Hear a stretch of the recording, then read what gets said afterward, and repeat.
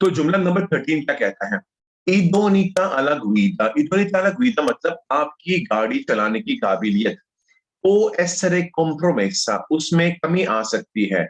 से सिफा उजो, अगर आप इस्तेमाल करते हो इंटीग्राटोरी alimentari। अब ये इंटीग्राटोरी alimentari क्या चीज होती है?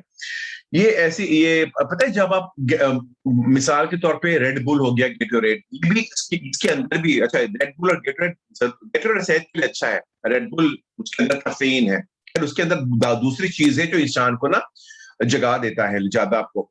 तो ये प्लस इंटीग्राटोरी कोई भी मल्टी वाइटामिन होती है, मैग्नीशियम, पोटेशियम, विटामिन सी, इसको बोलते हैं इंटीग्राटोरी एलिमेंटारी। तो वो इसका इस्तेमाल करोगे तो आपकी गाड़ी चलाने की काबिलियत में कमी आ सकती है। तो ये कोई वजह नहीं बनती, तो ये फालसो है। ठीक है, दोबारा सुनो। idoneità alla guida può essere compromessa se si fa uso di integratori alimentari, ये फालसो है।